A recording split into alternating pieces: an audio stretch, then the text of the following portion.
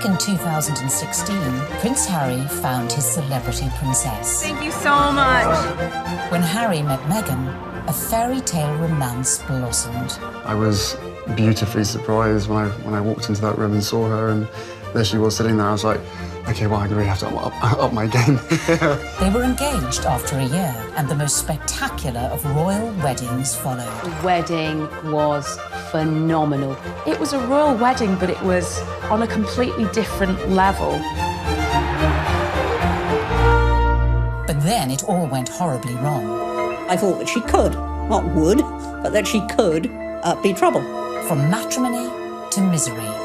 My British friend said to me, I'm sure he's great, but you shouldn't do it because the British tabloids will destroy your life. So how did Meghan Markle lose her sparkle? Bit of breaking news tonight, and the Duke and Duchess of Sussex have announced that they are carving out what they call a new role for themselves. And how did she go from media darling to public enemy number one? The scrutiny has proved too much and palace life too stifling.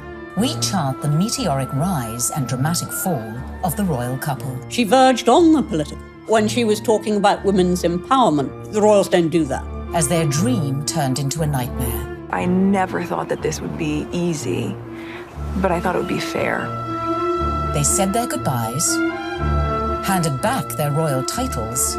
You've got the most recognisable members of the royal family, international superstars, if you like, suddenly announcing tonight that they're going to step back as senior members of the royals. I mean, it is quite staggering news. And jetted off to Canada. The monarchy finds itself in a moment of turmoil, flux, and a genuine crisis. We ask, Meghan, where did it all go wrong?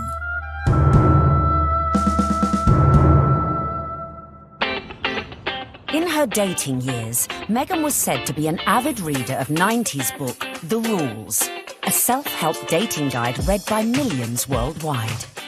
But The Rules ain't got nothing on the Meghan Markle handbook.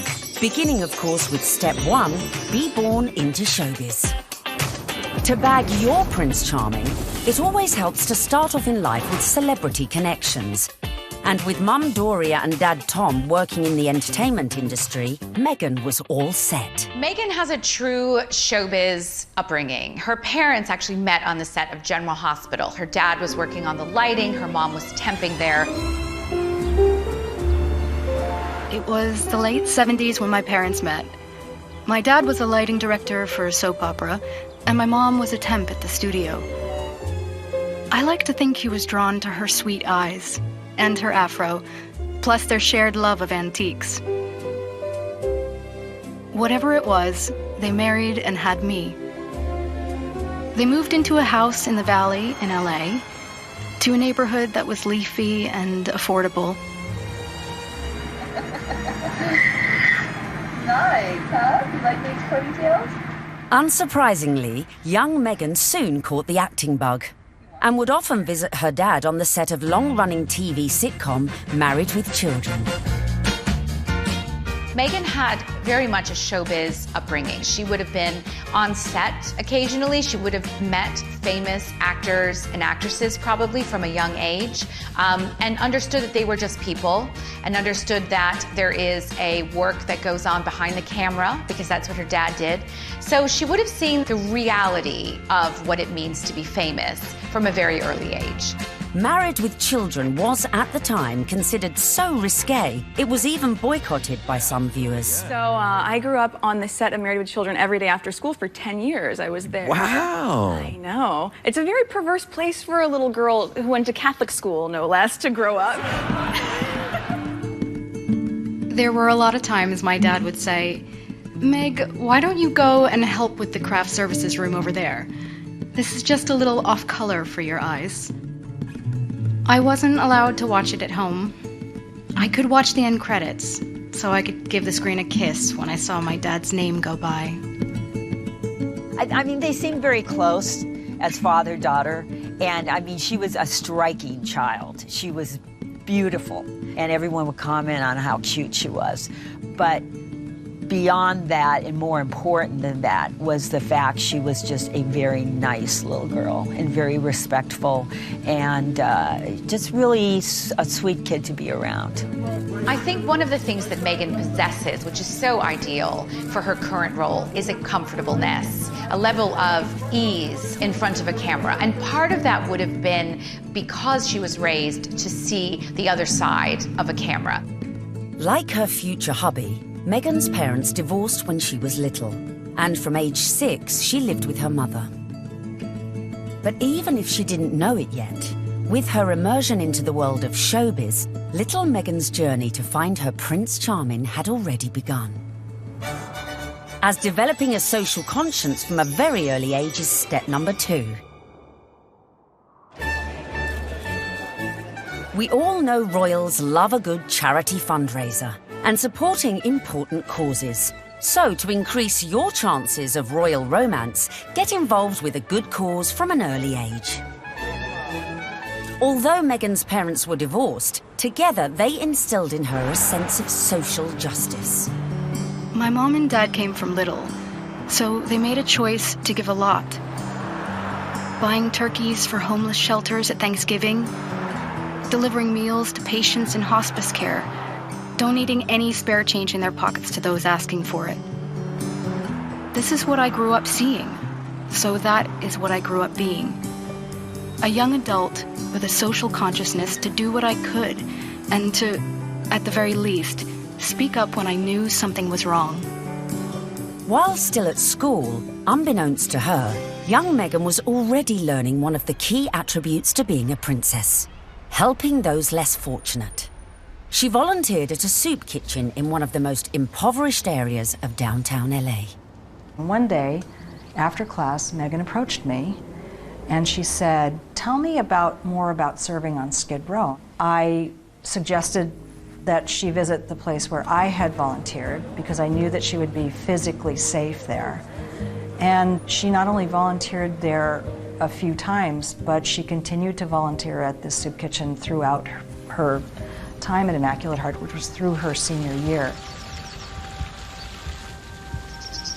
Meghan always took it a step further, not just distributing food, but learning people's names, learning their stories, because that's where I think her compassion comes from, her connection with people.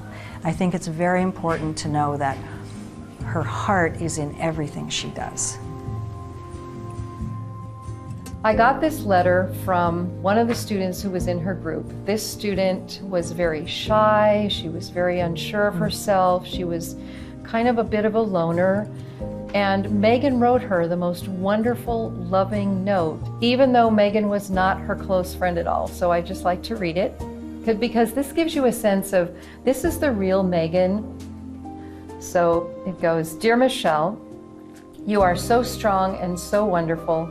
Your courage in strength in times of hardships is as admirable as your optimism and friendly nature. I am so lucky to have you in my group and to be able to lead you on this adventure. Never stop sharing your beautiful spirit and always remember how special you are.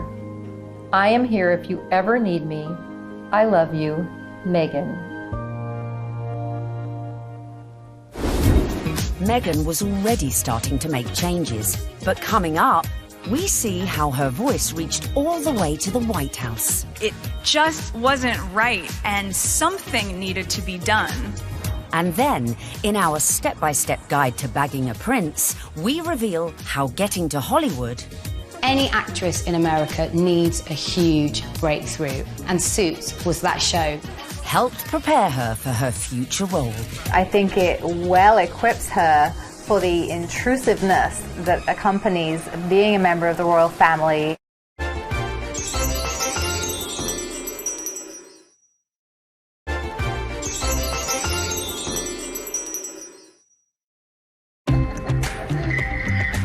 While still at school, Meghan had developed a strong social conscience. And as she grew, so too did her passion for change. Please welcome Meghan Markle. Which in 1993 took her all the way to the White House. Well, good evening. That doesn't feel like enough, does it? It's just great evening. Maybe that's better. The fact that Meghan is interested in these causes, that's not new. It's not something that she's taken up after a life of celebrity, that she's suddenly found out that she needs to help people. It really started from the very beginning when she was just a little girl. So Meghan's first foray into activism came when she was 11 years old, and she and some classmates were watching commercials and analysing them for their social studies class. The gloves are coming off. Women are fighting greasy pots and pans with Ivory Clear. The tagline said, "Women all over America are fighting greasy pots and pans." 2 boys from my class said, "Yeah, that's where women belong, in the kitchen." I remember feeling shocked and angry and also just feeling so hurt. It just wasn't right, and something needed to be done. My name is Meghan Markle. I'm 12 years old. Last week at my school, we decided to watch the news for social studies. While flipping through the channels, we saw a commercial for the new Ivory Clear dishwashing liquid. In the commercial, they said women are battling grease, meaning only women do dishes. This infuriated Meghan, and she went home, talked to her dad about it. Her dad encouraged her to write letters to various people. Meghan wrote to Procter & Gamble, the company who made the advert, to then First Lady Hillary Clinton, and to children's current affairs show Nick News, who sent a reporter to interview her. I don't think it's right for kids to grow up thinking these things, that just mom does everything. So I was wondering if you would be able to change your commercial to people all over America. Thank you, Meghan Markle. Incredibly, the 12-year-old's lobbying paid off. And it was roughly a month later when the soap manufacturer, Procter & Gamble, changed the commercial. The gloves are coming off. People are fighting greasy pots and pans with Ivory Clear. She had a sense that she could affect change, even though she was just one small person. She had a voice. If you see something that you don't like or are offended by on television or any other place, write letters and send them to the right people, and you can really make a difference for not just yourself, but lots of other people. Propelled into the limelight at such a tender age, as an adult, Meghan's passion to effect change would burn no less brightly and push her closer to the world of her prince-to-be. As some 20 years later, she would take on causes, some of which were close to her future beau's heart, such as becoming global ambassador for international children's charity World Vision, promoting sanitation projects in remote villages. Meghan's visits to countries like Rwanda have focused on girls and women. All of these speak to her concern for female empowerment and really wanting to make a difference that way. You'll feel really good at the end of the day knowing that you've been a part of that. I gotta get these kids home. I'm gonna go take a picture with them. We all know that charity is a huge, huge thing for Prince Harry. He's been working with various charities for years, and it's something that's really close to his heart because of how important it was to his late mother, Diana. If you wanted to impress him, doing a lot of charity work would probably go down very well. But being charitable alone might not be enough to bag a prince. So bring on step number 3. Of course, one possible way to bring yourself closer to royalty is to become a celeb. Easy, right? Meghan was a natural-born performer after all. Long before I taught Meghan, I saw her in the school plays. And she was one of those girls, when she was on stage, you were drawn to watch her because she just had this charisma and this charm, and she was really good. We have a musical and a play every year, and she was certainly one of the many shining lights that we have here at Immaculate Heart. After leaving high school, Meghan's dramatic flair led her to enroll at the prestigious Northwestern University, where she studied theatre and international relations. International relations and basically showbiz. It is a perfect combination for someone who's going to be in the royal family. There's a lot of showbiz involved in the royal family, and you know, no one talks about it, but it is like being an actress. You have to be so excited to meet people, some of whom may even say something that's a bit insensitive or rude, and you have to still make small talk and still smile all the time. You get your picture taken. Meghan's preparation really couldn't have been better for this role. Prior to attending university, she auditioned for roles in music videos for artists such as Shakira. After the aftermath of the audition. This is the aftermath of the audition, and it went pretty well. We just had to dance crazily, and so I did, and it was tiring. We just all danced like wild women, and I was shaking my hair around, and so that's that. While at university, Meghan showed promise on stage, starring in a number of student movies. Back home in LA one Christmas, a friend introduced her to a manager who'd watched one of her films. He offered to find her work in return for 10% of her earnings. But as she would soon discover, the path to success was not an easy one. A young actor, actress trying to break into the business, it is not easy.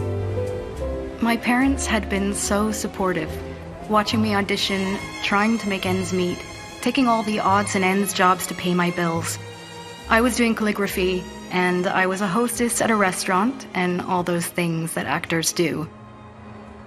There's so many people out here who want to get into the entertainment industry. It's difficult. I had a beat-up Ford Explorer Sport that rattled like a steamboat engine in the morning. It was burning out. I had started to give up. It was tired and running on empty, going from audition to audition, just as I was. I mean, you really have to be very self-promoting, and you have to be willing to, you know, knock on doors and be very motivated and have good self-esteem, because you could get eaten alive out here. But Meghan remained determined to make it in Hollywood, despite the challenges along the way. I would drive to auditions and park at the back of the parking lot, far from the eyes of anyone who could see me unlocking the trunk and crawling into my car through its only feasible entry point. I would play it off, obviously, as though I was looking for something, reaching so deep for something that my car almost sucked me in to get it. Much like my experience in Hollywood, to be honest. Struggling, climbing hurdles, searching for something that I couldn't even see, and just reaching for it. By now, in her mid-20s, all Meghan had to show for her efforts were bit parts in TV soap operas, dramas, and the occasional movie. Fame was a distant dream. In 2006, she landed a job as a suitcase girl on the US version of quiz show Deal or No Deal, filming up to 7 shows a day.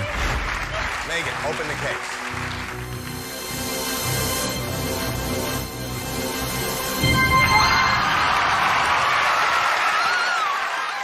For somebody like Meghan, appearing as essentially an adornment on a game show would not be her ideal job. I'm sure she appreciated the paycheck, but she would have felt creatively unfulfilled. Just to be seen as a pair of legs or a pretty girl holding a briefcase full of cash, that's not what Meghan was after. But unfortunately, that is part of what leads to fame. You have to kind of pay your dues. You don't just start out on a show like Suits. I would put that in the category of things I was doing while I was auditioning to try to make ends meet. I was the ill-fated number, which for some reason no one would ever choose. I would end up standing up there forever in these terribly uncomfortable and inexpensive 5-inch heels, just waiting for someone to pick my number so I could go and sit down. Meghan had connections, but they were limited. Her dad was a lighting director. He wasn't an executive producer. So Meghan had to pay her dues like a lot of other young, beautiful actresses today. Along with the fierce competition facing any young actress trying to break Hollywood, Meghan had a further challenge: her mixed-race heritage. It took quite a few years for Meghan really to be comfortable with her identity. Hollywood didn't help with that, and it must have been very hurtful and very frustrating for her at times. It's not easy making it in Hollywood if you're not blonde and typically, you know, the aesthetic look. And Meghan Markle was definitely struggling in her years trying to make it. I'm biracial. Most people can't tell what I'm mixed with, and so much of my life has felt like being a fly on the wall. And so some of the slurs that I've heard, or the really offensive jokes, or the names, it's just hit me in a really strong way. Being ethnically ambiguous, as I was pegged in the industry, meant I could audition for virtually any role. I wasn't black enough for the black roles, and I wasn't white enough for the white ones, leaving me somewhere in the middle as the ethnic chameleon who couldn't book a job. But Meghan's big break was closer than she thought. At one audition, a casting director advised Meghan to go for a more natural look. This would change her outlook forever. She stopped me in mid-scene and said so simply, "You need to know that you're enough." She saw all that self-doubt beaming through the self-tanner and excessive blush. You need to know that you're enough. Less makeup, more Meghan. And that moment for me was a wake-up call. Meghan had started dating film and TV producer Trevor Engelson in the early noughties, and in 2011, after 7 years together, they got married. Coming up, the moment Meghan found herself in social circles that led eventually to Prince Harry. This was her journey. It started there. And we find out what princes do on a first date. There she was sitting there, I was like, okay, well, I'm going to have to up my game.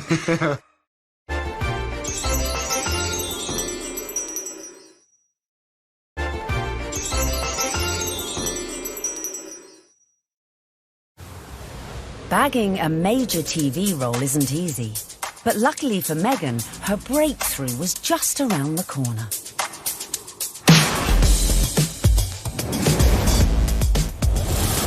When she auditioned for a new legal drama series, it was just another day in the office.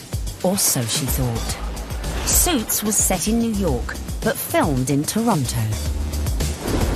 It was the 5th pilot I would have filmed. I remember hoping this one would see the light of day. Never would I have imagined that this show would not just change my career, but also change my life. Any actress in America needs a huge breakthrough. And what they want is to be on a massive show. And Suits was that show for Meghan Markle. Meghan won the role of Rachel Zane, an ambitious young lawyer. Hi, I'm Rachel Zane. I'll be giving you your orientation. Wow, you're pretty. Good. You've hit on me. We can get it out of the way that I am not interested. No, I'm sorry. I wasn't hitting on you. Trust me. I've given dozens of these, and without fail, whatever new hotshot it is thinks that because I'm just a paralegal, that I will somehow be blown away by his dazzling degree. Let me assure you, I won't. Meghan's character, Rachel Zane, was what we might call a grafter. She worked her way up, she had rich parents, but she didn't want to take any help from them. I guess there could be some crossover between Meghan's character, Rachel in Suits, and her normal everyday life. Her role within that, she's a strong, independent woman. Do you know what I mean? She commands respect, she commands authority. So when you look at Meghan in everyday life, she does that as well. You know, there is kind of some fluidity between those two roles there for sure. They're both very strong, driven, independent women, but they really have a heart of gold. They're a bit of a soft touch. They'll help anybody. We know this of Meghan, and I think as the show went along, Meghan was able to incorporate more of herself into the character. The flip-flop culture is part of just who I am. I love my cutoffs and flip-flops and being as relaxed as can be, which is why it's so fun to dress up and play Rachel. Finally, after years of hard graft, she'd landed her big break. The show was a hit. The USA Cable Network commissioned a second series, and Meghan moved full-time to Canada to be near the studio. Meghan's move to Toronto was a big deal. She's very close with her mother, Doria, and she moved away from home and her friends in LA to go start a new life in Canada. So Meghan chose not to live in like the poshest area of Toronto. She chose Seton Village, which is more laid back, tree-lined, and people keep to themselves, and that's exactly what Meghan did. So much so that her neighbors didn't even know who she was. But not for long. The show soon became an international smash, catapulting Meghan to fame and to becoming a household name. I'd never watched Suits. I'd never heard of Meghan before. Well, nearly a household name. He had to say that. She was so sexy in it. He couldn't say, like, I've actually seen her, like, passionately kissing loads of guys. And I was like, yeah, I want to marry that. When she landed the role in Suits, Meghan became a legitimate, bona fide celebrity. This was the first time that, you know, she would have had her name called out on a red carpet. This was the first time she would have been tapped. So this was a big adjustment for her, and it all happened away from home. But being away from home wasn't without problems in her personal life, with husband Trevor. They were together for 7 years, married for 2. The problem with the marriage was the distance. And no sooner were they married than she got the gig on Suits, and she was in Toronto and he was in LA. And the relationship just didn't last. Meghan may have been unlucky in love, but her star was on the rise. And with stardom came power. Before filming season 4 of Suits, Meghan complained to the programme makers. She once said that every script seems to begin with, Rachel enters wearing a towel. And at some point, she put her foot down and was like, no, I'm not doing that. She doesn't need to be that. And the character evolved. I didn't think you'd be so naive. Excuse me? Your job wasn't to talk to Mr. Bailey once and, after being moved by his tale of woe, tell me to jump him to the top of the pile. It was to assess his case and present evidence. And it's exactly what I'm doing here. I just left 2 boxes of textbook prosecutorial misconduct with your secretary. You found all of that since yesterday? Yes, because while I may only be a second-year law student, I have been a practicing paralegal for the past 8 years. Looks like I have some reading to do. I'm sorry for interrupting your day. Good afternoon, Miss Zane. Meghan's global exposure as Rachel Zane was perfect prep for another future role. I think it well equips her for the intrusiveness that accompanies being a member of the royal family and being followed at every turn, because she was very used to, you know, sort of putting her own life in the spotlight.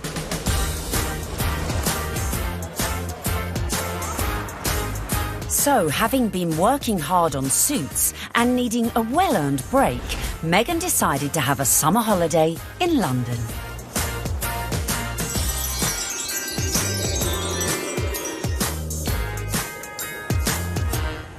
The summer of 2016, which turned out to be a very important summer for Meghan, was actually initially a bit of a getaway, a bit of a girls' holiday, a romp around Europe, a celebration of the fact that she was newly single, and she decided that she'd come on a road trip. When she came to London, Meghan had a couple of girlfriends over here. Misha Nunu had opened up quite an elite circle of friends to Meghan. Among them was Violet von Westenholz, who was working for Ralph Lauren at the time as a PR, and had the opportunity to dress Meghan Markle in some outfits when she was doing some promotional work for Suits. And while they were dressing Meghan, she and Violet established quite a nice rapport, so much so that Meghan was invited into the VIP hospitality tent at Wimbledon that summer to watch her good friend Serena Williams play a game of tennis. Obviously, you go to Wimbledon and you hang out in the VVIP area. She was sitting in the royal box, pretty much. She was just close by. All the pictures have shown she's like an arm's throw away from Pippa Middleton. This was her journey. It started there. During this time, Violet is rumoured to have suggested Meghan might like her friend Harry. That's Prince Harry to you, who also just happened to be single. Amazingly, for a royal romance, it started on Instagram. And Harry had a look through Meghan's Instagram page. I was told Meghan had a look through Harry's Instagram page, and it was Violet who really had brought them together. She played matchmaker. Whoever set them up must be sitting there, literally patting themselves on the back. Can you imagine being the person that introduced them? Because it's like the best PR move ever. I didn't know much about him, and so the only thing that I had asked her when she said she wanted to set us up was, I had one question. I said, well, is he nice? Now, their first date is believed to be at Soho House in London. Meghan had strong ties to Soho House. She was a regular at the Toronto outpost and very good friends with Marcus Anderson, who is one of the directors of Soho House. Marcus Anderson cleared rooms and corridors so that they could meet completely in private without the risk of being spotted or photographed. I was beautifully surprised when I walked into that room and saw her, and there she was sitting there. I was like, okay, well, I really have to up my game. I'm going to sit down and and make sure I've got a good chat. They got to know each other over a bottle of rosé. They clicked, I was told, immediately over their joint passion for charity work, their love of philanthropic work, and there was an immediate spark. We met twice, back-to-back, 2 dates in London last July. Yes. Then it was, I think, about 3, maybe 4 weeks later that I managed to persuade her to come and join me in Botswana. What happened next was the stuff of fairy tales, as the couple embarked on a whirlwind romance. Harry and Meghan, they were both astonished at how quickly their relationship developed and how deeply they felt for one another, almost from the get-go. I think perhaps a sign that things had gotten off to a good start and were actually really accelerating rather quickly in terms of a royal romance was when Meghan started referring to Harry as Has to her friends, and he was affectionately calling her Meg to his. Though originally worlds apart, they had much in common after all, both with divorced parents, both famous, and sharing an interest in the developing world. It was one of the first things we started talking about when we met, was just the different things that we wanted to do in the world and how passionate we were about seeing change. I think that's what got date 2 in the books, probably. Plenty to talk about. And date 2 quickly led to their first trip away together, a mere month later, on safari in Botswana, a country close to Harry's heart after first visiting following his mother's death 19 years earlier. We camped out with each other under the stars. She came and joined me for 5 days out there, which was absolutely fantastic. So then we were really by ourselves, which was crucial to me to make sure that we had a chance to get to know each other. A secret long-distance relationship then ensued, with the occasional clue, such as the couple being separately pictured wearing matching blue bracelets, and the odd tantalising social media post. But it wasn't long before the couple went public. So the next step to bagging a prince is perhaps the hardest: the engagement.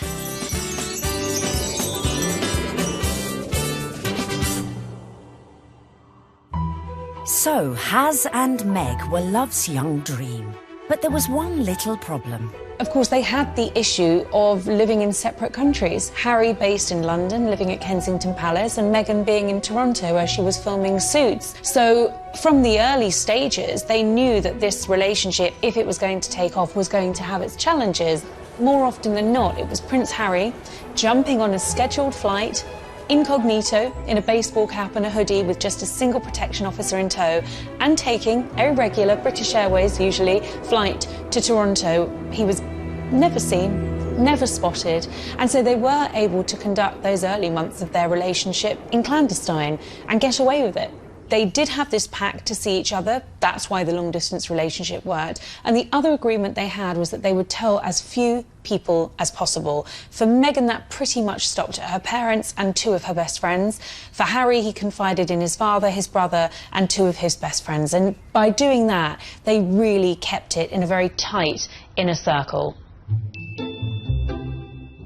Astonishingly, the couple managed to keep things on the down low for 3 months, until late October, when the cat, or should that be corgi, was out of the bag, after an anonymous source leaked the story to the press.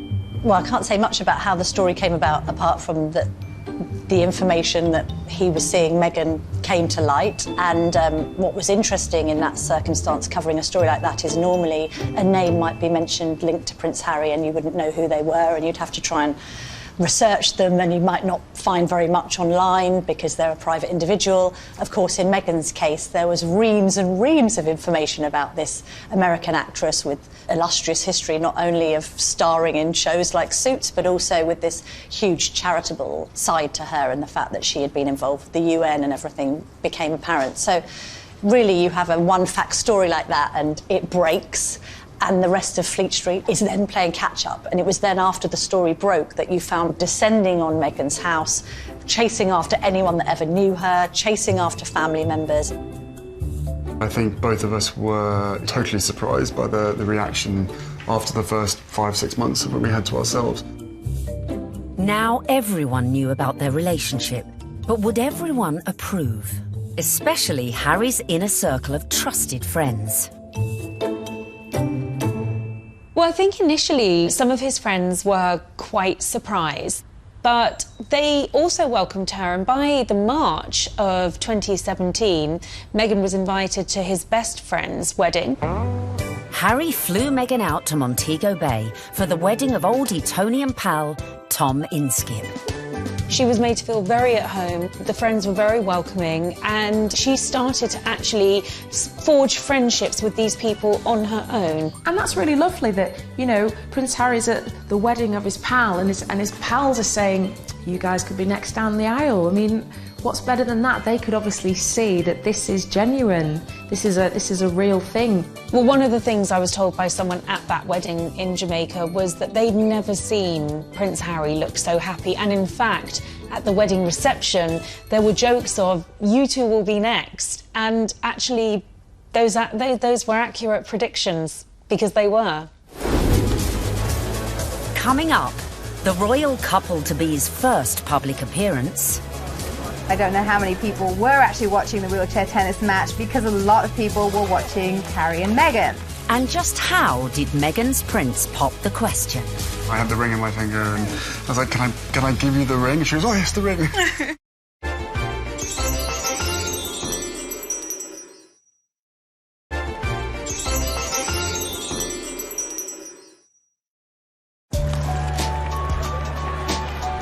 In September 2017, Meghan and Harry made their first public appearance together at the 3rd Invictus Games in Toronto. Has and Meg's speculation was at fever pitch. It was the public outing that every dedicated royal watcher has been waiting for. Just 24 hours later, the couple abandoned any effort to keep their feelings for each other private. The setting for this first public date was extraordinary, with no attempts to hide away as they watched the wheelchair tennis at the Invictus Games. It was open to the public. Anybody could go and watch the wheelchair tennis match. Although it has to be said, I don't know how many people were actually watching the wheelchair tennis match, because a lot of people were watching Harry and Meghan. They were very touchy-feely, they were laughing together, staring into each other's eyes, whispering sweet nothings into each other's ears.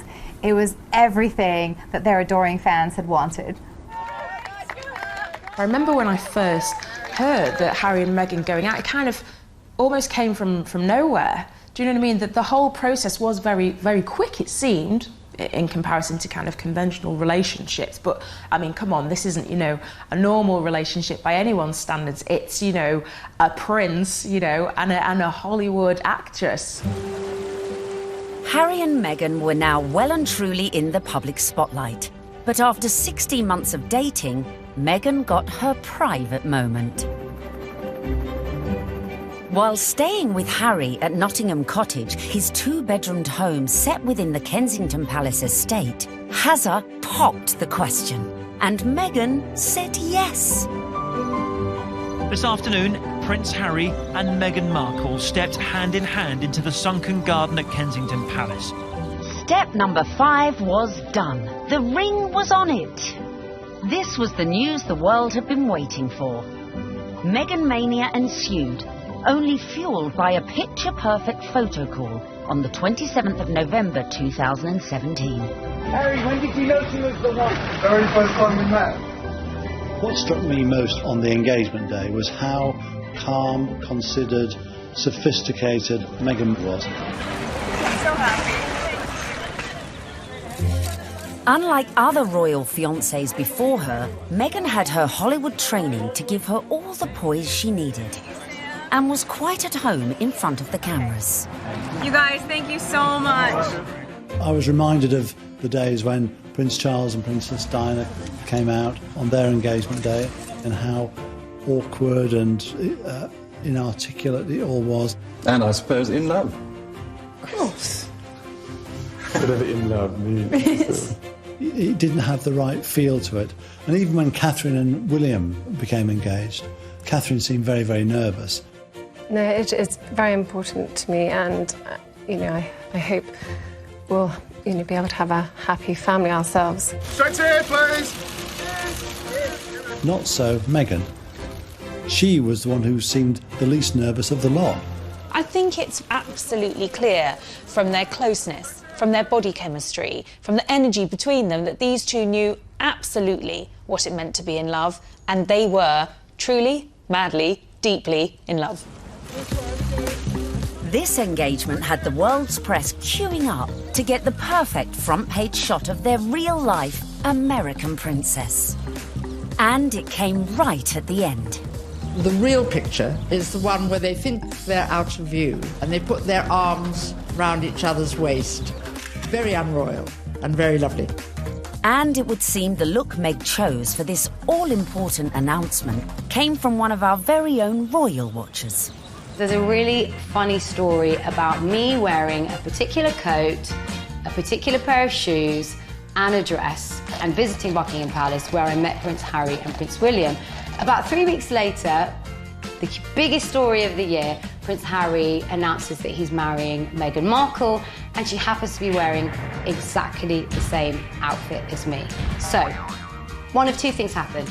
Either Prince Harry saw what I was wearing and thought, I definitely want my bride-to-be to look just as good as this girl, as if. Or Meghan Markle was somewhere on the grounds and really rated my outfit. Then came the pitch-perfect press call, where an uber-relaxed Meghan discussed the couple's courtship. The one thing that fascinates me about this is the fact that she is a product of Hollywood, product of television, product of entertainment. And therefore, there's a sort of ease in communication, and there is an inbuilt knowledge of what the media are trying to get at. It was definitely a setup. It was a blind date. This was a world with which Meghan had been familiar before she met Harry, and her ease was there for all to see. Because I'm from the States, you don't grow up with the same understanding of the royal family, and so while I now understand very clearly, there's a global interest there.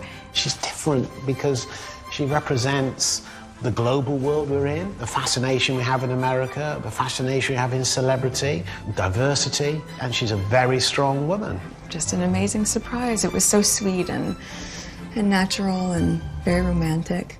I had actually been told by one of his friends that he had planned to pop the question in Botswana. For whatever reason, he didn't. It happened a few weeks later while they were at home at Nottingham Cottage roasting a chicken. Utter domestic simplicity and bliss, and incredibly romantic. He got on one knee. As a matter of fact, I could barely let you finish proposing. I said, can I say yes now? She didn't even let me finish. She said, can I say yes, can I say yes now? And then there was hugs, and I had the ring in my finger, and I was like, can I give you the ring? And she goes, oh, yes, the ring.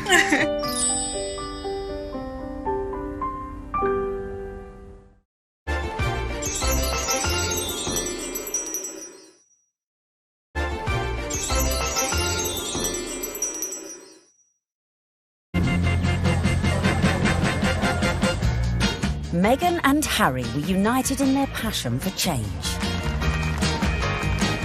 And in the months following their engagement, Meghan had thrown herself into charity, winning the hearts of the British public. It was clear from day one that she was like a duck to water. She is absolutely natural at this, very engaging, very warm, lots of eye contact. Harry was showing off his new fiancée far and wide, and she charmed everyone from all walks of life, including those who walked on four legs. She even wore a matching coat for the occasion. You can see the American effect of Meghan Markle in every single photo call and every single walkabout. When Meghan goes on walkies with Harry, she's hugging people. In Nottingham, the couple visited charities that were close to Harry's mother's heart. You could see the pride in Prince Harry. I mean, it was a joy to watch.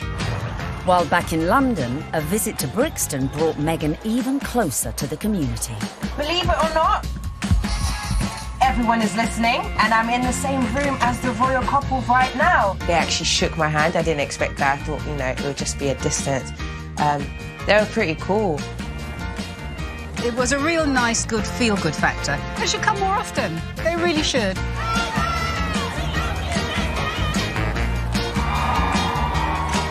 Slowly but surely, the British public was falling in love with our Meg. But would this be the case with the in-laws? The next step in Meghan's journey would be getting to know the firm. And the hotly debated topic of her background was never far from the fore. You be Harry, and I'm gonna be the, Queen Elizabeth, since I got this on, right? And you telling me about your girlfriend, okay? Hello, Harry. Grandmother, I met this beautiful woman, and she just happens to be mixed race. Step 6 in our guide to bagging a prince is charming the in-laws.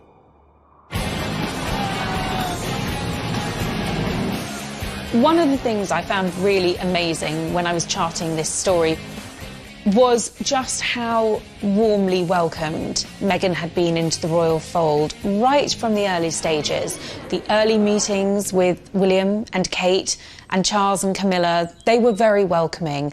And actually the speed at which Meghan was introduced to the Queen was very surprising. When I looked back at Harry's relationship with Chelsea, it was several years before Chelsea was introduced to the Queen. Cressida, who dated Harry for 2 years, was never introduced to the Queen, but within a matter of mere months of dating her, Harry had Meghan meet the Queen.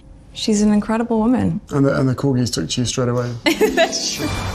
In fact, Queenie was so impressed that mere weeks after the couple's engagement, she took the unprecedented move of inviting Meghan to spend Christmas in Norfolk at Sandringham, giving Meg the opportunity for a serious charm offensive. It was a tremendous break with convention that the Queen invited Meghan, who was, after all, just a fiancée, to Sandringham, because normally it's just the wives and the husbands of members of the royal family who are allowed that. I was told that the Queen's feeling was this: she's preparing to give everything up for her grandson, her career, her identity, her nationality, her home in Toronto, everything to be with Harry. And the Queen's feeling was the very least we can do is to make her feel welcome at Christmas. It does show that the Queen is walking in step with the change of the guard at Buckingham Palace. This would have been a far different Christmas to the one Meghan spent in LA the previous year, with the historic 20,000-acre estate playing host to all sorts of little family quirks that would prove a challenge to any outsider. Well, Meghan would have had to get her head around quite a few royal family traditions. They open their presents on Christmas Eve. The presents that they exchange aren't what you'd really expect for members of the royal family. They tend to share really jokey presents with one another. In America, you know, things will come beautifully wrapped and be quite extravagant. And this is the other end of the sphere. You're admired if you find somebody's given you an unusual spoon to stir cakes in, or an unusual thing to keep your porgies in. Meghan would have to embrace all these funny little customs, and clearly she did. After spending the night in her unfamiliar surroundings, the bride-in-training faced her public in that most royal of festive traditions: the post-service walkabout at St Mary Magdalene Church. Well, the Sandringham church photo is the timeline through history. You have a snapshot every year of those people closest to the throne. Now, often you're looking at a picture of a child who was barely able to walk perhaps a year ago, and suddenly they come out of the church. That image will change. In a few years' time, you'll have those couples and their children will be going to church. And a few more years' time, and you may not have the older generation. This year, of course, was Meghan's year. The presence of the royal fiancé drew crowds that were even bigger than usual. The world's media was also out in force, but it was a member of the public who would snap the photo that cemented just how much Meghan was in with the younger royal crowd. Unfortunately for all the photographers on the ground, they just didn't quite seem to get a clear shot, and in the end it came down to a member of the public, a lady called Karen Anvil. It was like a Mexican wave of cheers, so you knew they were coming. The photographers at the other end, and they just happened to look over. And I took one photo, that's the thing. I took one photo and it was, yeah, the right one. When we saw that shot, it was an absolute no-brainer that it was going to be our cover shot, because it was the only one that had captured that moment, the four of them together. And, you know, it symbolised quite a lot in terms of the royal family and where they're going in future. So, yeah, I mean, we were delighted to use it on the cover. And just like that, the Fab Four were born. Clearly, Meghan was well and truly fitting into the royal club. Just like the Queen, it seems the rest of the family were equally charmed by Harry's beau from across the pond. Another tick for Meghan. William was longing to meet her, and so was Catherine. And Catherine's been absolutely wonderful, amazing, as is William as well. You know, fantastic support. And then my father as well. We had a handful of teas and meetings, and my grandparents as well have been wonderful throughout this whole process.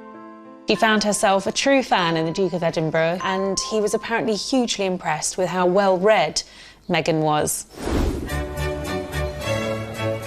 Meghan was now in with the in-laws. But coming up, events were to turn increasingly tricky. Dealing with critics from near... I think she's trouble. Because of her background, I thought that she could, not would, but that she could be trouble. And far. I think the very fact that Samantha wanted to do a book called The Diary of Princess Pushy's Sister implies that maybe she was not over fond of her younger half-sister.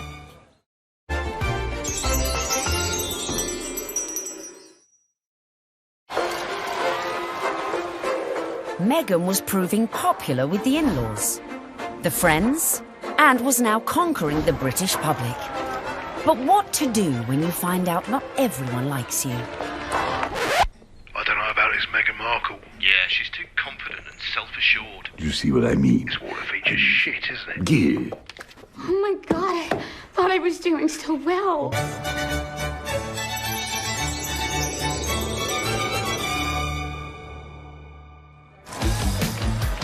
When the news that Prince Harry was dating an American actress first came out, I think that the reaction amongst the British public especially was equal parts excited and disapproving, because she's not British. From the very moment Harry and Meghan's relationship had broken in 2016, much of the press inevitably had gone raking through Meghan's past. They made it sound as though she had grown up in like the slums of LA, like riddled with like gangsters and drugs.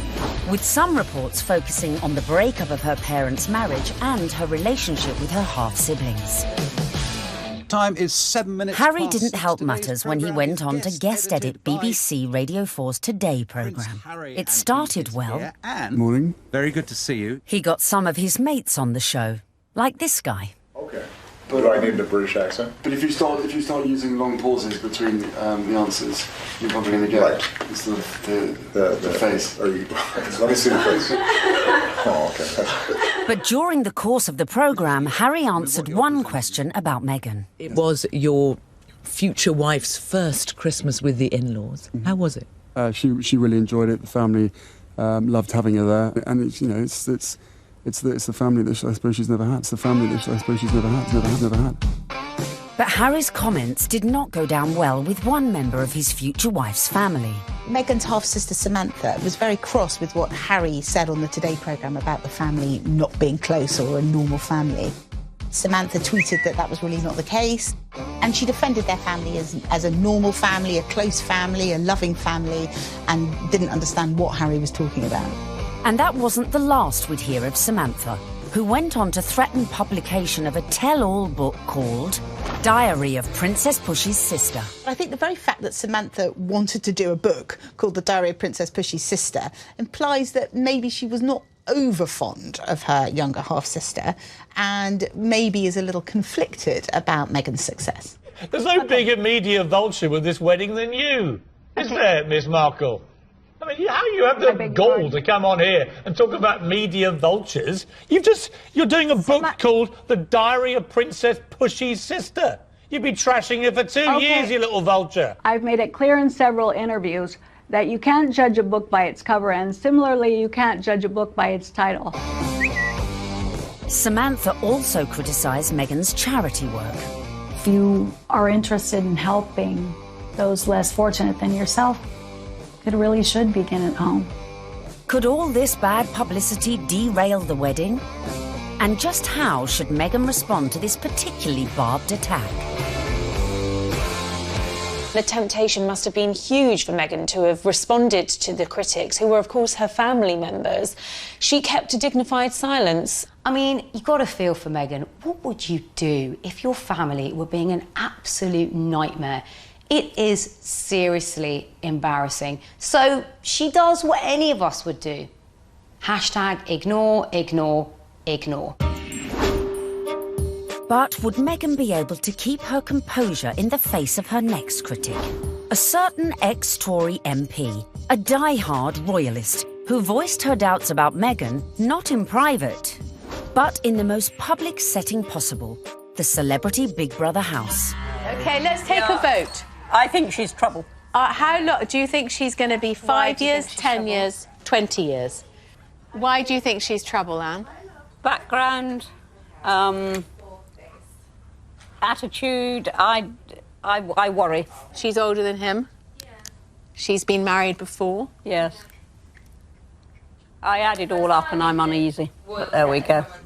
Quite frankly, I was shocked when Anne Widdecombe said that what she said. I mean, I've always thought that she was a sensible woman. She seems to be jumping to conclusions without looking at any evidence. The ex-minister's comments sent the Twitter sphere into meltdown. When I was on Big Brother, I was called every ick and every ist going. I was homophobic, xenophobic, racist, sexist, misogynist. Nothing I said could have been remotely construed as racist by any sensible observer. I mean, all I said was I thought that because of her background, and I was thinking of freewheeling Hollywood background, you know, former marriage, all the rest of it, that because of her background, I thought that she could, not would, but that she could be trouble. She had, I think, the older generation's view of this is an outsider, a foreigner coming into a very British organisation, almost, you could say. How is that going to work? The thing that all of us have to do is adapt. We're in the here and now. Embrace. But one woman who was not prepared to embrace was Jo Marnie, girlfriend of then UKIP leader Henry Bolton, who sent a series of racist texts. Even then, Meghan kept quiet. The royals' mantra is often put up, shut up. You can't be seen to always answer back. You do have to put up at points. So actually her approach, maintaining that dignified silence, not justifying or even giving any credence to these claims, some of which were really quite unpleasant, well, it was a very royal approach to things. Look, Meghan is showing the makings of a true princess. You've got to have that decorum. You've got to, on some occasions, actually, you know, keep silent and pick your battles.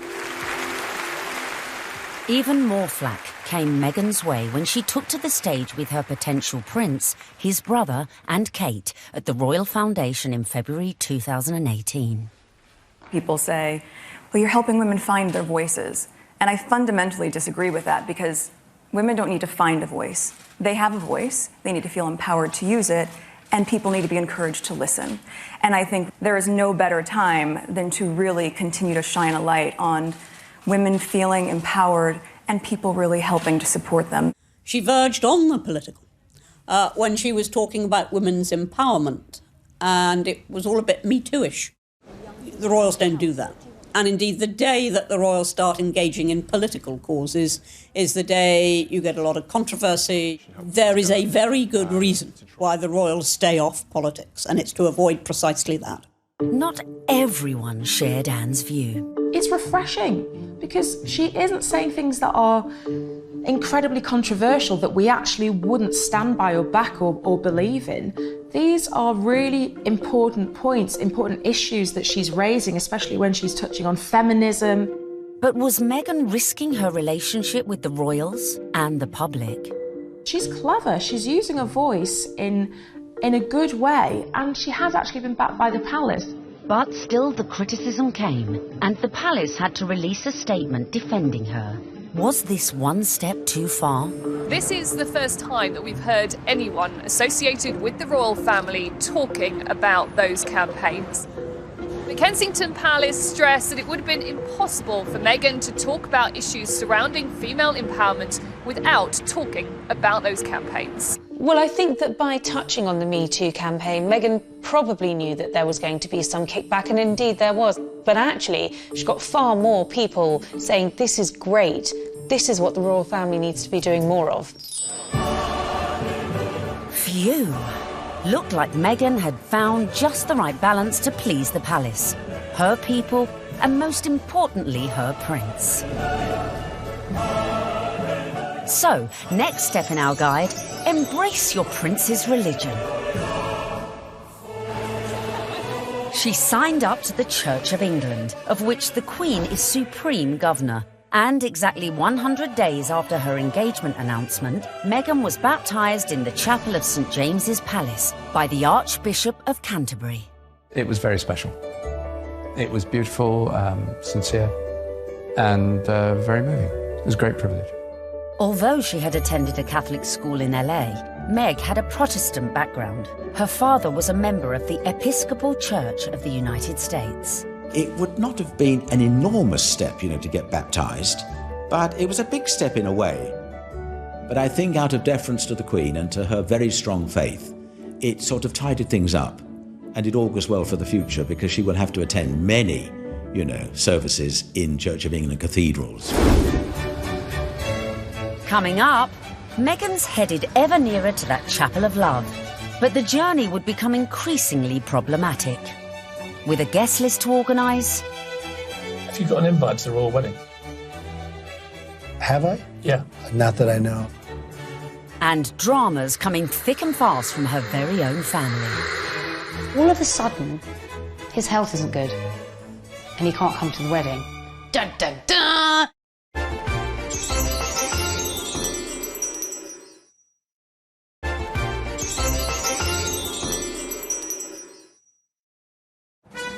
Welcome back, where we find Meghan almost at the final furlong of her romantic journey. But managing your wedding carefully was not to prove so easy for our Meg. First hurdle, the date. The wedding of Prince Harry to Meghan Markle. The date, the 19th of May 2018. Recent royal weddings had all been held on weekdays, but not this one.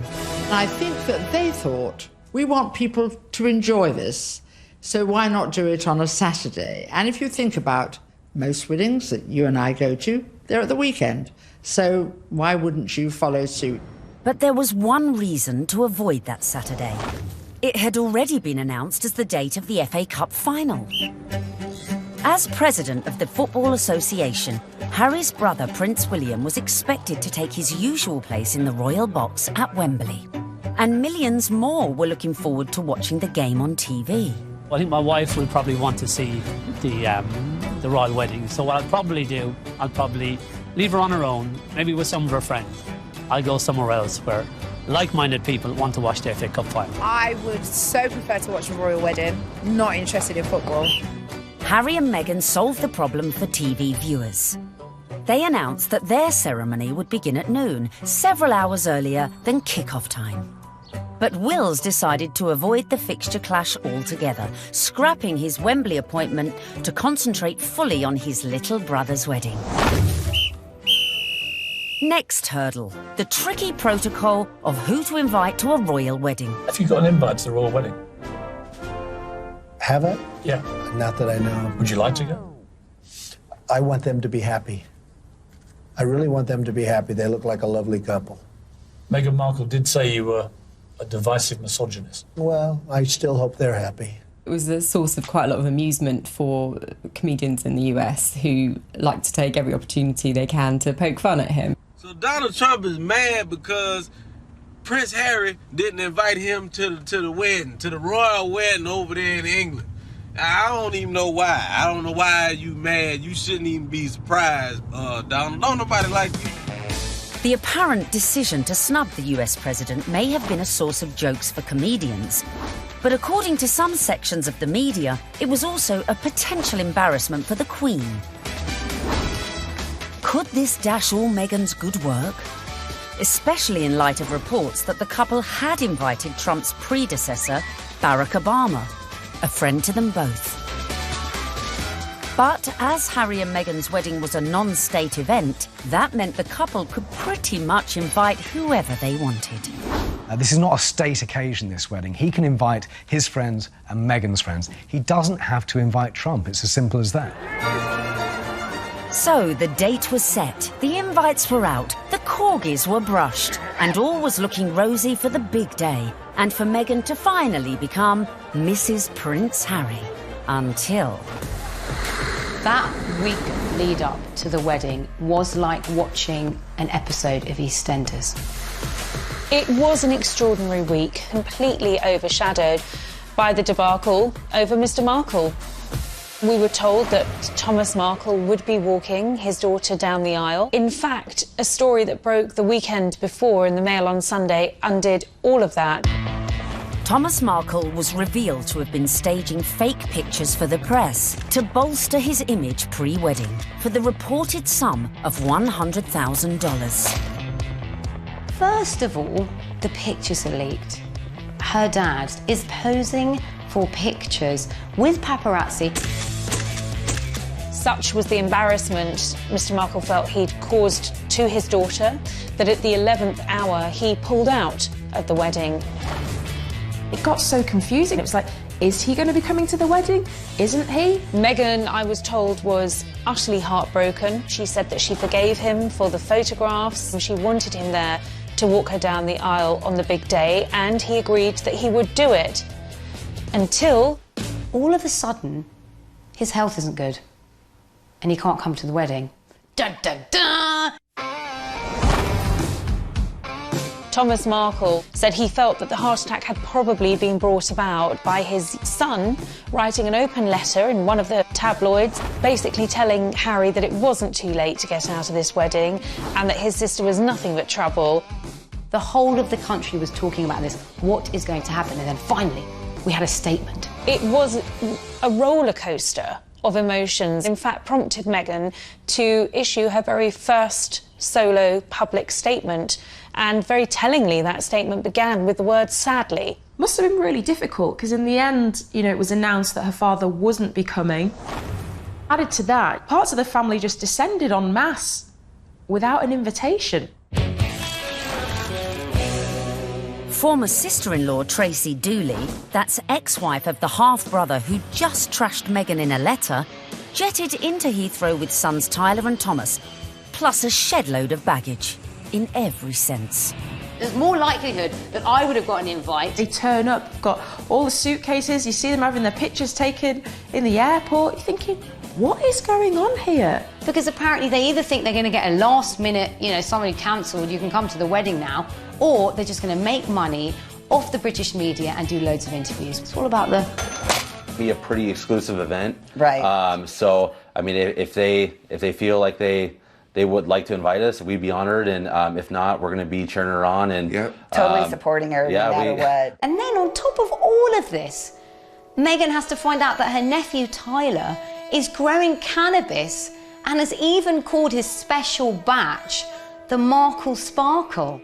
I mean, it was just disastrous from start to finish, and I think actually everyone, not just Meghan, was pleased when they packed their bags and went right back to where they came from. Cue an epic sigh of relief at the palace. Despite all these problems, the wedding stayed on track, which brings us nicely to step 11.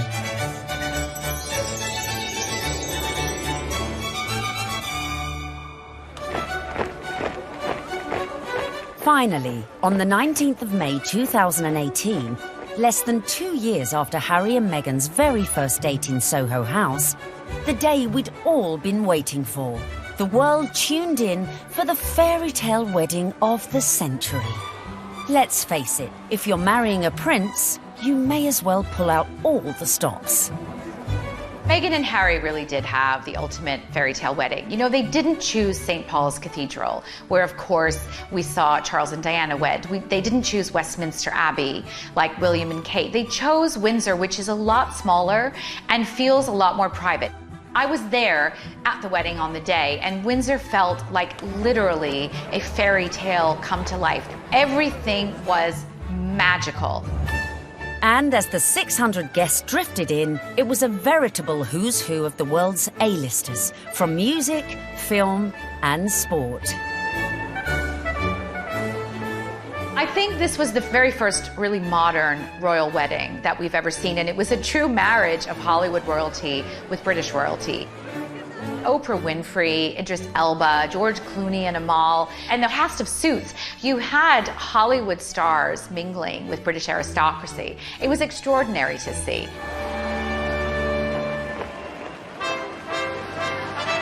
By the time HRH arrived, the atmosphere at Windsor was electric, with 200 representatives from the Prince's charities among the 2,640 cheering onlookers.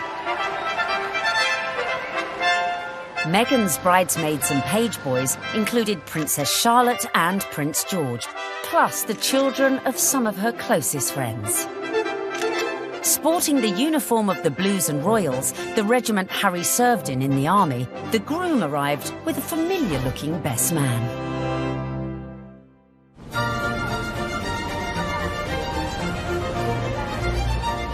Right on cue, Meghan arrived with Mum Doria in the Queen's Rolls-Royce Phantom 4.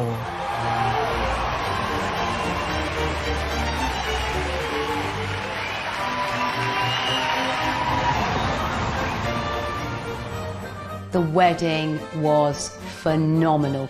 The wedding was amazing. I mean, we all wanted to see what she was wearing. And we weren't disappointed when Meghan stepped out in a Givenchy dress with a veil featuring flora and fauna from 53 Commonwealth countries. Topped off with her something borrowed from the Queen, Queen Mary's diamond bandeau tiara.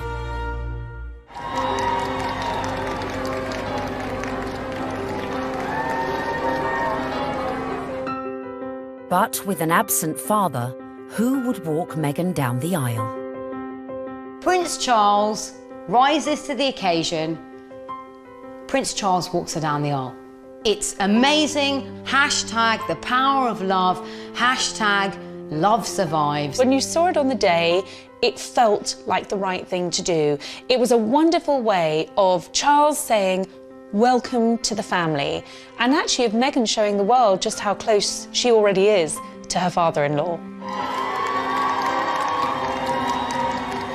Meghan had successfully won over her in-laws, and here it was on display for all the world to see.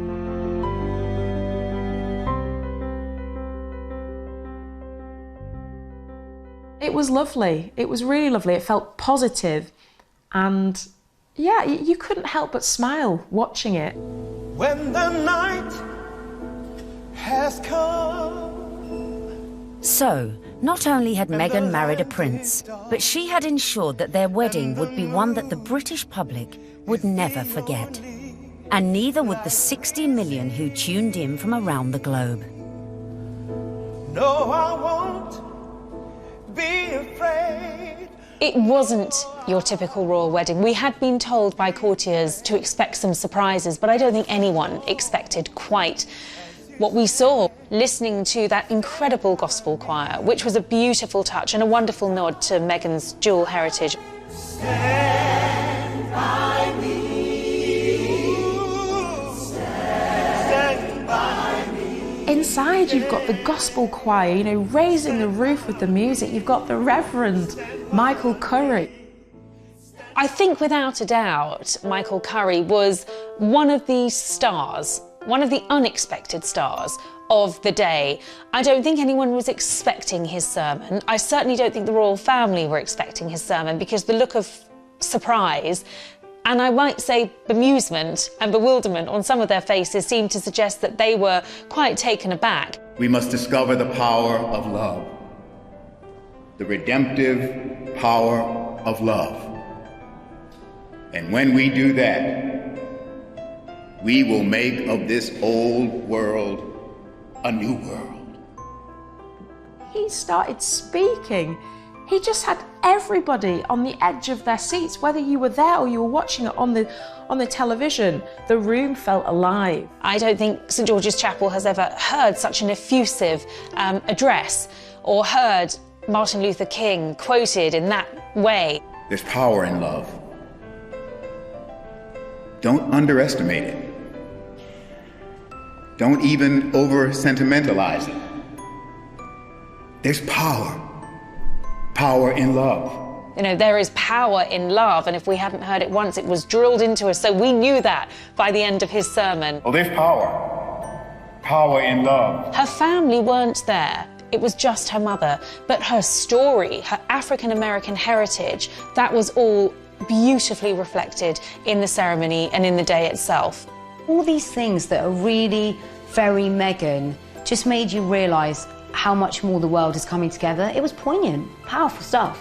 Meghan, I give you this ring. Meghan, I give you this ring. As a sign of our marriage. As a sign of our marriage. By the joining of hands and by the giving and receiving of rings. I therefore proclaim that they are husband and wife. She'd done it. She'd got the ring and she'd married her prince.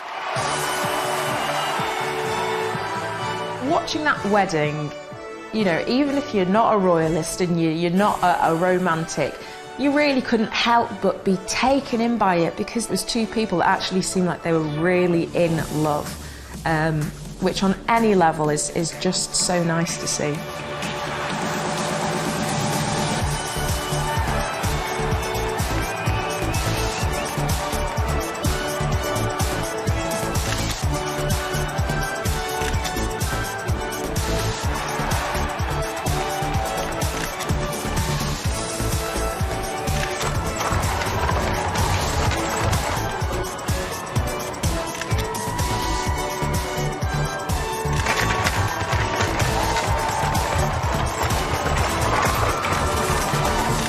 But the party was only just getting started. Serena Williams playing beer pong. I bet she aced it.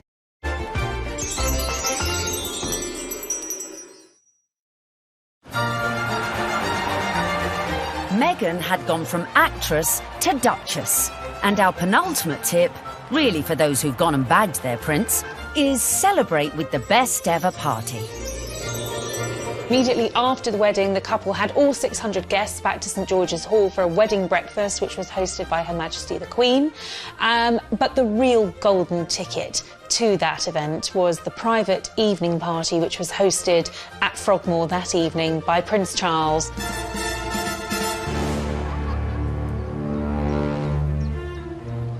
We saw, of course, Meghan's dress for the after party, which was by Stella McCartney.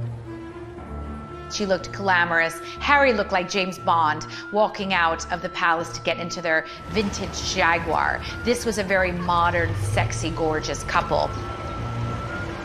We saw the couple speed away in that beautiful blue E-Type Jaguar. Meghan resplendent, it has to be said. Harry looking more James Bond than Prince Harry.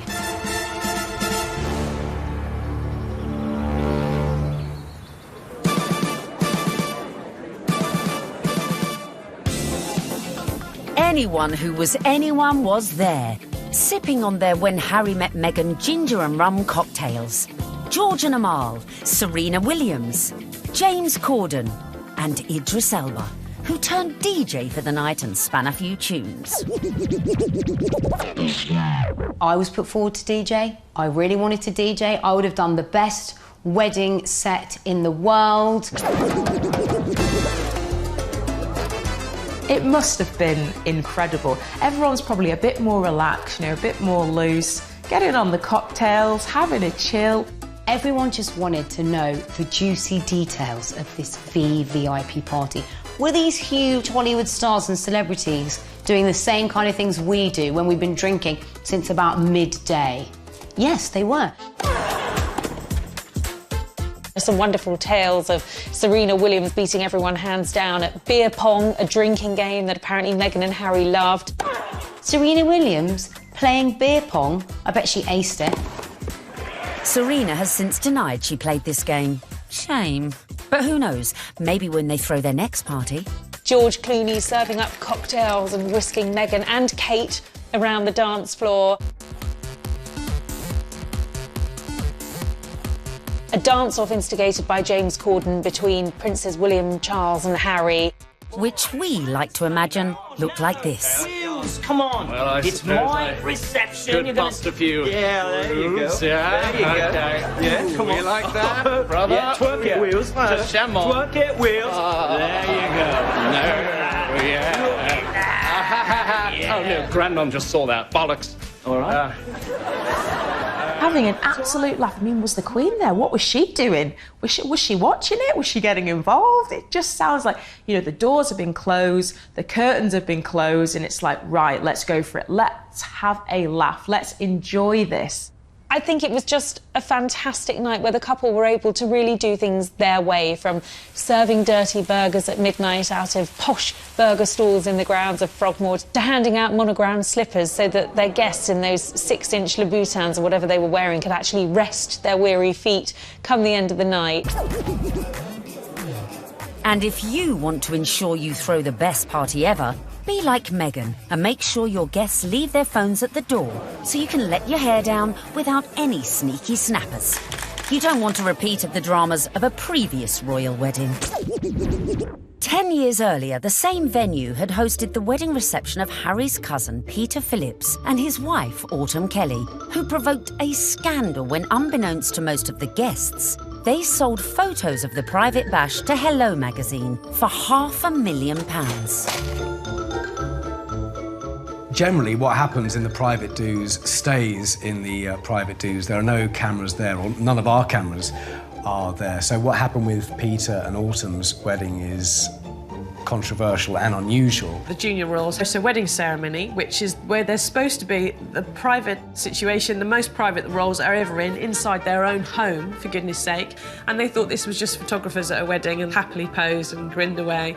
And then were quite amazed in a couple of weeks afterwards to see 59 pages of a Hello supplement dedicated entirely to things that they thought were private family shots. I think it went down like a lead balloon with many members of the royal family.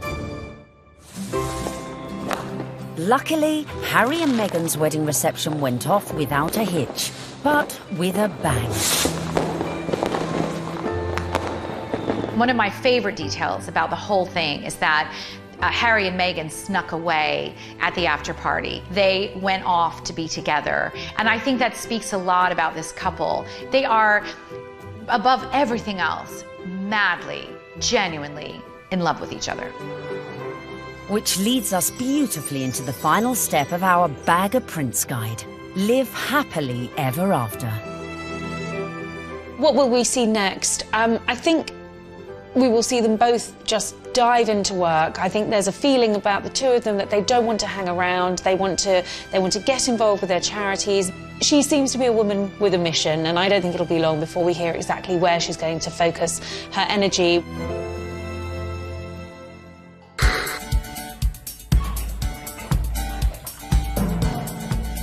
So there you have it.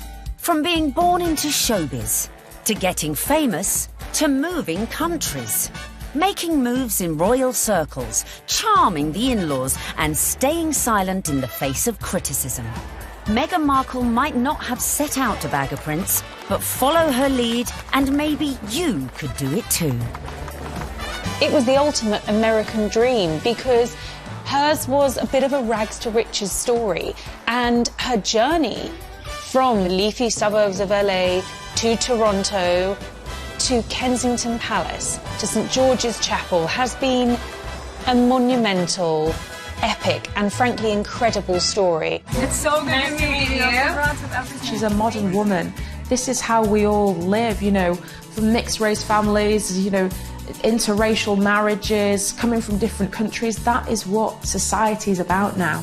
The fact that she's unusual for the royal family, I think the fact that she comes from a different country, a different background, it's just a plus. She is very much a breath of fresh air. She's incredibly focused. She's incredibly driven. Women don't need to find a voice. They have a voice. They need to feel empowered to use it, and people need to be encouraged to listen. She's got the biggest platform, she's got huge ideas, and she is changing the game in a very cool way. And she makes Prince Harry happy, and so he now has that partner that he said he always wanted to share the load with. And in Meghan Markle, he found it. If this were a movie script, you would say that Meghan completes him.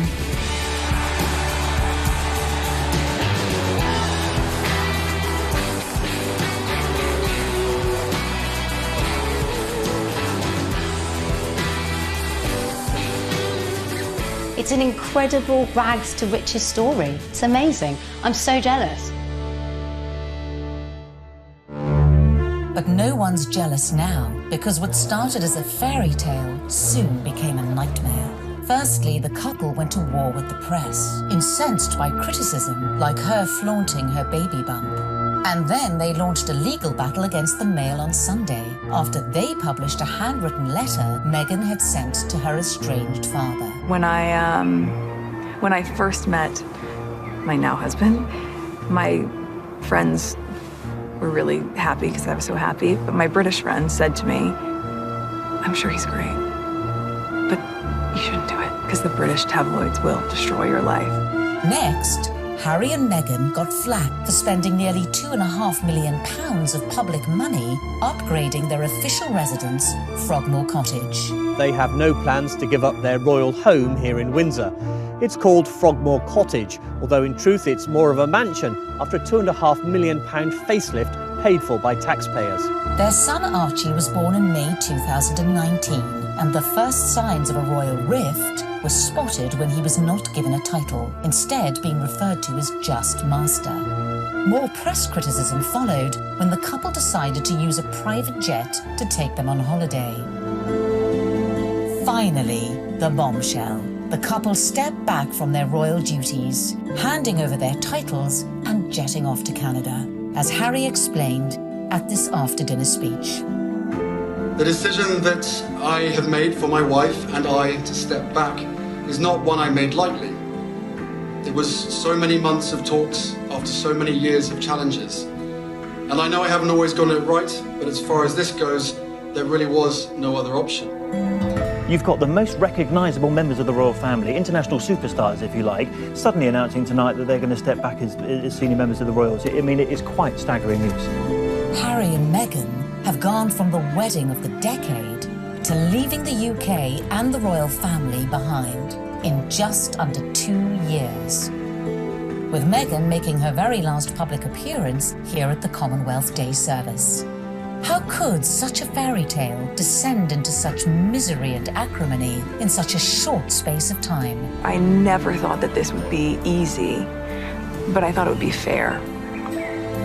Who could have imagined that what started so well could all go so horribly wrong?